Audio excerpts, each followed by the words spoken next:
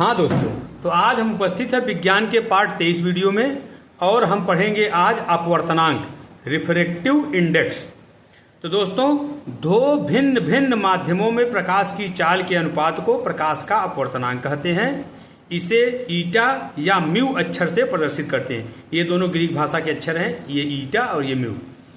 सूत्र होता है अपवर्तनांक दूसरे माध्यम पहले माध्यम के सापेक्ष दूसरे का बराबर होता है माध्यम 1 में प्रकाश की चाल v1 बटे माध्यम 2 में प्रकाश की चाल v2।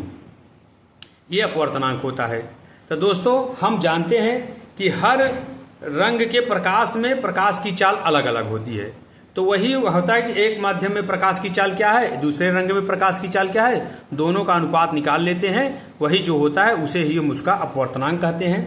अगर माध्यम 1 ऊपर है और माध्यम 2 नीचे है तो उसे कहते हैं माध्यम 1 के सापेक्ष माध्यम 2 का अपवर्तनांक। मतलब पढ़ने का तरीका यह है, माध्यम 1 के सापेक्ष माध्यम 2 का अपवर्तनांक। नोट मतलब जरूरी क्या है जरा आप जानिए इसके विषय में, अपवर्तनांक के विषय में। भिन्न भिन्न रंग के प्रकाश के लिए अपवर्तनांक भिन्न भिन्न होता है। कहने का मतलब यह है कि अगर प्रकाश का रंग अलग है तो अपवर्तनांक भी अलग अलग होगा।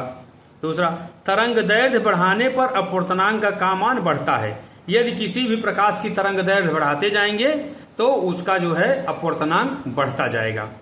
ताप बढ़ाने पर अपवर्तनांक बहुत कम घटता है। यह ताप बढ़ाने पर यदि किसी माध्यम का ताप बढ़ाते हैं तो उसका अपवर्तनांक घटता है, लेकिन बहुत कम मात्रा में घटता है। वायु का अपवर्तनांक सबसे कम 1.003 होता है और हीरे का अपवर्तनांक सबसे अधिक 2.42 होता है। तो कुछ ये महत्वपूर्ण अंग है, जो तत्व हैं जो आपको वन सब्स्टिट्यूशन मल्टीपल चॉइस प्रश्नों में आपसे पूछा जा सकता है। बस आप ये ध्यान रखिएगा कि प्रकाश अगर 2 माध्यम है, दोनों माध्यमों में प्रकाश की चाल अलग अलग है तो उन दोनों के अनुपात को अपवर्तनांक कहते हैं। परिभाषा है, 2 भिन्न भिन्न माध्यमों में प्रकाश की चाल के अनुपात को अपवर्तनांक कहते हैं। इसे यन या इसे मीटा, ईटा या म्यू अक्षर से प्रदर्शित करते हैं। इसके विषय में महत्वपूर्ण तथ्य ये आप जानना है कि अलग अलग रंग के लिए अपवर्तनांक अलग अलग होता है। तरंग दैर्घ्य बढ़ाने पर अपवर्तनांक का मान बढ़ता है। ताप बढ़ाने पर अपवर्तनांक का मान बहुत कम घटता है। वायु का अपवर्तनांक प्रकृति में सबसे कम होता है 1.003 और हीरे का अपवर्तनांक इस प्रकृति में सबसे अधिक होता है, वो होता है 2.42। तो ये बात आप ध्यान रखिएगा।